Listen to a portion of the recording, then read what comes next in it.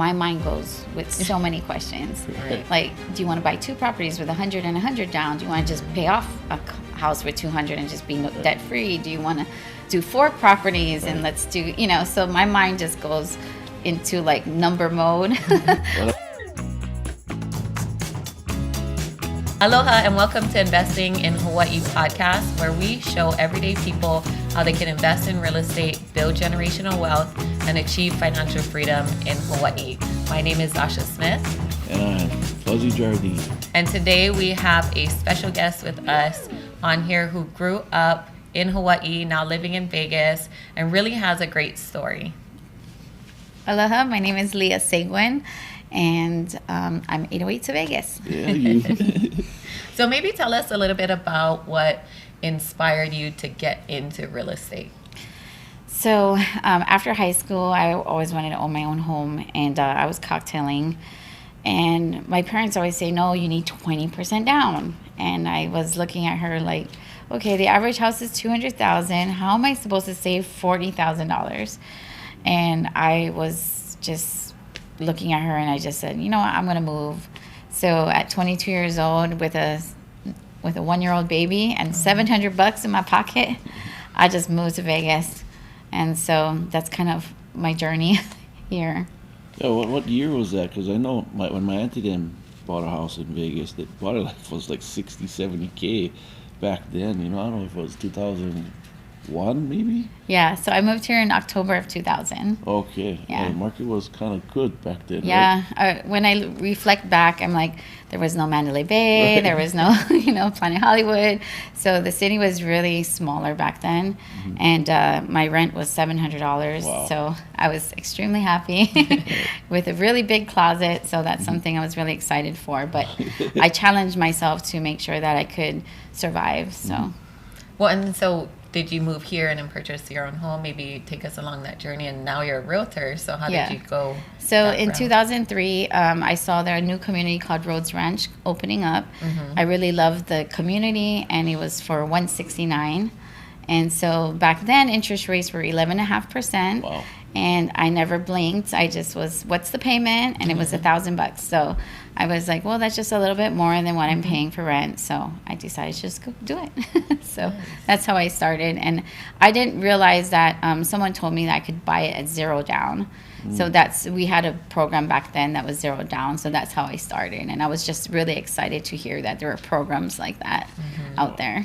Yeah. Well, kind of like back home in Hawaii, where I build my homes, and then when we sell it, there's a thing called USDA. It's a rural loan. Yes. I'm not sure if it's part of like the FHA loan, but $0 down.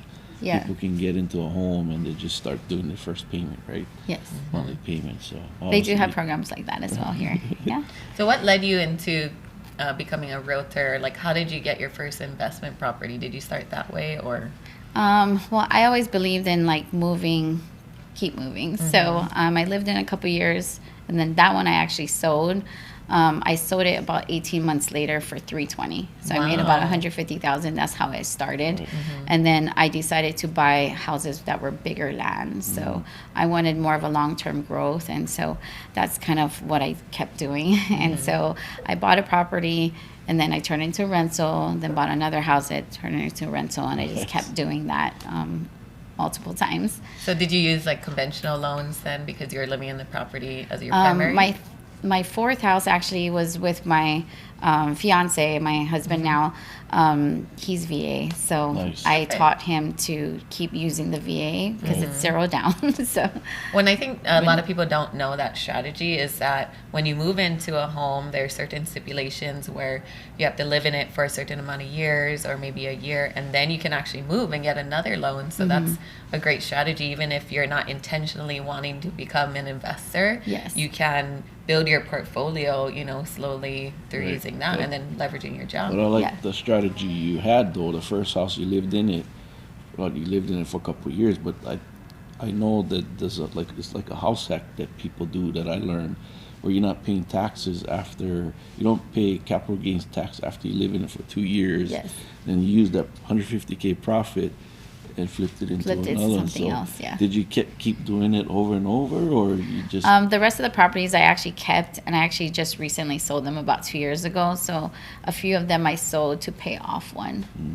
And So then how that- many rental properties do you own now? I actually only have one now, but I'm gonna plan to buy more because we have, a lot of money sitting in the bank right now to kind of make some changes. And so I've been paying attention more to the NODs and NOTs. So Right. Notice of default. So plenty of people in Vegas going into default, or it's actually not too much per zip code. I would say maybe average between 60 and 80 per zip code. So I'm just trying to concentrate in certain areas, but it is happening, yes. yeah, that was a sad situation. I know a lot of, like going back to Hawaii, we know how expensive it is, Yes. right? So a lot of we hear this thing called I call it priced out of our home, Yeah. out of Hawaii, and it's a true fact, Yeah, 'Cause priced out of paradise is- the amount of that people are getting paid for work it doesn't help with the living expenses. So Yeah. moving to Vegas though, like I was watching something where these big companies are buying up all these properties that have a lot of money and renting them out and raising their rent. So I think there's another thing happening in Vegas that people are also locals here getting priced out. Talk to us about that. Okay. Yeah, some challenges I know it's a in the big current it's a big market. It's like subject. Hawaii people going from Hawaii to Vegas, and then now they might be dealing with that same situation here Yeah. in Vegas. Yeah, and so we recently had that big sale, I think it was on Monday, where they bought another 250 properties or so, totaling 3,500 homes. That was just one entity. We also have Wow. Blackstone, which also bought like more properties here. So unfortunately, like looking at the economy and everything like that, you do see that the middle class is getting priced out. So you're going to be seeing, I think, a two-tier society, which is not good. So I think it's great for people like us to help people not make the wrong mistakes and kind of like leverage and kind of be able to invest better.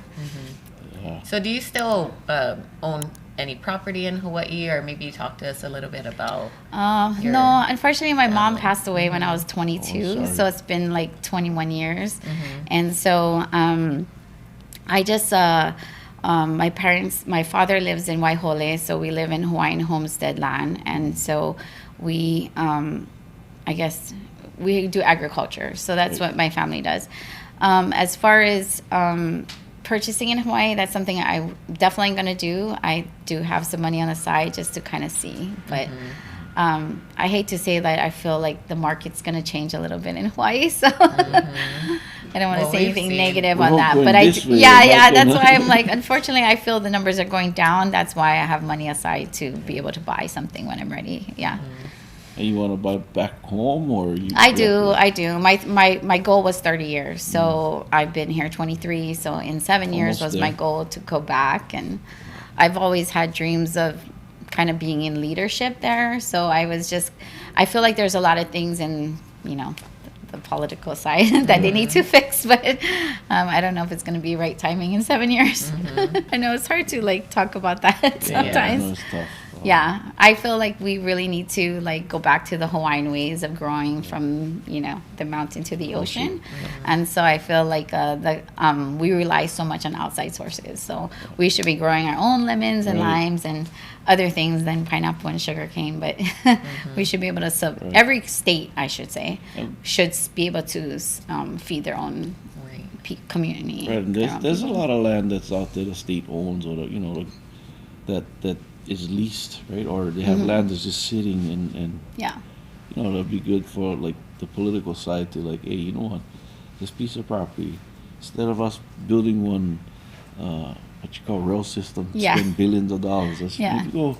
Let's invest Yeah, in let's- growing things, So, I mean, there was the billionaire who bought in Kauai that's going to be building the one of the largest cattle farms for beef Right. is going to be there, and so that just shows you like people are realizing that we might run out of food soon. So we do have to like figure out how we're going to do that, for the island, especially since it's it's Yeah. getting expensive to ship.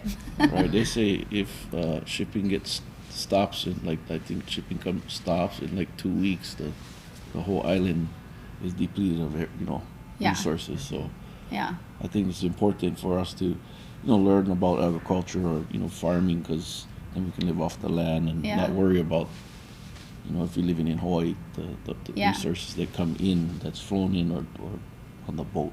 Yeah. I know they released some land in, was it Wailua? It was like 100,000 an acre, which was an awesome Right, price. right? But then they had stipulations as far as like you can't live on it. Yeah. It's like, what kind of farmer doesn't live on the land? Right. Like if it rains, I need to be able to run out there and put sandbags and figure out what I need to, make sure Yeah. my plants are safe. Yeah, I heard about that because a couple of my friends, they're surfers that bought properties. I think it's Peter Savio who's the head of that, and he's done a lot of stuff for our local community and building affordable housing. And I think what they did was they were able to get that big piece of property, ag land, and what he's doing, I think they subdivided it, and then in the middle he's working on getting the leases, not leases but fee for all these owners. But in that middle, he's got it like subdivided to where each big owners who have the big properties can build a home that they can live in. Okay. So that's what one of my Yeah. friends was telling me. Yeah. So which is huge, for the Yeah. opportunity. They just need to build more of that because I think in Waikele as well, they do have like a section where X amount of people can, as long as you make X amount of less or more, you can purchase something like that. But to me, it's only a small amount, right? Well, I don't know if it was 20 or But I 50 think- or 100, but that's still a small amount based on 2 million population. Right. Yeah. So. Well, and you seem to have, you moved away from home, now in Vegas, and now have had success out here. I guess tell us a little bit more about kind of what kept you going or what keeps you inspired to, keep leveling up. Because I think a lot of people get stuck in a certain mindset or, are scared to reach out to other people. So did you have coaching or I did a lot mentors of along the coaching. way? I did MAPS coaching with Keller Williams. I did Mike Ferry. I did a lot of different types of coaching. So I kind of learned from a little bit of everyone. I've always trended to different markets. So I worked for one of the largest short sale queen. Then I went to the Ariel King. And then so I kind of learned from everyone. And then I just started my own. So as far as that goes, it's been maybe 6 years. And the team's going, on and off. But as far as keeping to like the community, that's something I really strive to do. I don't know if you know, but I did May Day for this would be my 5th year. Nice. And so we had over 70 Hawaiian vendors, 10 food Nice. trucks. I had every halal there performing. And so, I love just helping everyone just be successful and just kind of word of mouth. Like we're just trying to all live here, and we're all want to still have that community Connection. and feel like we're still home because we all want to be home, Right. but unfortunately we can't. So Yeah. Oh, well, Yeah. I appreciate that. That's good news to know you've been doing it for a while. You keep yeah, Keep sometimes doing I it. get so emotional Oh, yeah. when it's that like, oh, hold it in. Yeah. Well, and even for me too, when I had left Maui in high school to go to college in Cal State Long Beach, I didn't realize how different, it is coming from Hawaii, and the aloha spirit, it is real. And I Yeah. missed that a lot. And it was nice because even in the mainland, they'll have, even if it's not a Hawaiian group, it's like a Pacific Islander group. And Yeah. a lot of the cultures are similar in the fact that, it's ohana, right? Like it's very special to have that connection with people. And I appreciate people that do take on, it is almost like you're volunteering to Yeah. coordinate all these things with all these different groups. And like you mentioned before, you had surrounded yourself through coaching and these different programs. I guess share a little bit about how kind of important that is to not only stay connected with your community, but having other people there to guide you. Yeah. I think it's important because it's hard to figure everything out yourself. Yes. So I think it's less costly to just hire someone because you're able to get things done quicker and faster, and you're able to just get to the point of what you're lacking that you may not know you're lacking. And just that's what the coach is for, to just kind of point out, like, did you look at it this way or that way? Yeah. You know, how do you feel about this way or that way? And so it's just learning about the different ways and understanding people's motivation is another way, because like if someone came to me with $200,000, like my mind goes with so many questions. Right. Like, do you want to buy 2 properties with 100 and 100 down? Do you want to just pay off a house with 200 and just be debt free? Do you want to do 4 properties and let's do, you know? So my mind just goes into like number mode, where I just love that. Huge, because you come with a skill set that you can share that knowledge to someone that probably don't even know that could be a client, and you're like, hey, if you get this much money, you could do this, or you could do this, and then, you know, kind of screw them, you know, teach them, hey, I think this is your best avenue. Yeah. So it's huge. And that's what we really strive for, especially that's why we started the Hui Mastermind, and are there to kind of lead the students in taking the shortcut, right? Introducing them to our teams, letting them know different strategies that they could use, and showing them exactly how we were successful and everything that they need. So I think a lot of people are, you know, maybe intimidated by getting coaching or maybe the pricing, but you're really paying to cut the learning curve. And I think that's really important that you pointed out, is they've already been there, done that. And if you want to get to your goals quicker, then a mentor is like a great place to have it. Yeah, you can be you're like a mentor too, right? So because you would, like, to other people that may have moved away from Hawaii, you know, you can be that inspiration that it can be done. So super proud of you, Tita, for doing what you did. You know, I know it's not easy to be away from home, because you know how Hawaii is just like amazing, right? Yeah, I know. I love going back home, you know, especially showing my kids, because they all were born here. So just except for the oldest one. So he already has a daughter. So he's I have a little grandbaby now. So yeah. As far as like I have all my agents are from Hawaii, so it makes it easier where we all connect. And so they're all from different parts of the island.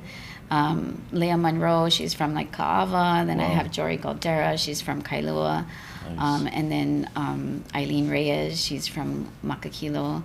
And so it's just nice to have different parts of the island. We all have different sphere, and so I think we're able to really connect with the island, because we're able to like really expand and have different knowledge. So.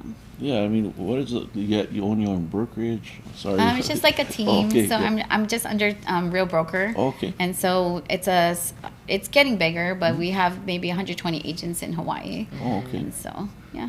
So what's some, I guess, advice that you would have for someone who wanted to get started in real estate, or maybe they're living in Hawaii and they're thinking, man, I don't know if I can make it here and want to move to Vegas? Or I guess if you were talking to your younger self who is about to move here, what kind of tips would you give them to like possibly be able to stay in Hawaii? Because that's kind of what we're about, is showing people that it is still possible to stay home and, you know, make a living and afford.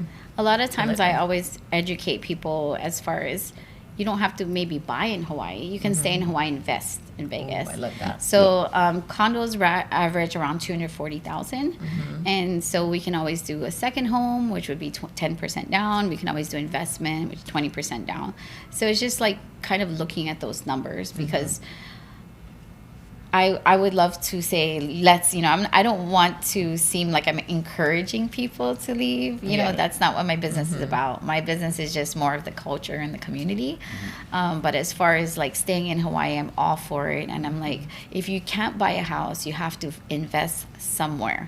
That's like number one. I always tell people, okay, you're 40, you got 20 more years. You're 45, you got 15 years. We have to look at like the future. Don't just look like now. Like, okay, I'm comfortable now renting. Okay, another year has gone by. So it's just really, I really push myself to like go back to my clients and say, are you ready now? Let's do it, you know, because it's not getting cheaper, and it's not going to get cheaper. And we're not seeing raises higher than the increases of everything. So we need to make moves now. Right. Yeah. So I mean, with that said, I mean, like, is there like do you have like your own courses to teach for like real estate? I've been wanting to do that. I've been doing monthly courses, but I changed the subject. So I like to help people with everything. So my let me think what I just did. I have a guy flying in next week, Saturday, and he's going to be teaching about life insurance and other type of investments so that you can learn about investing in that.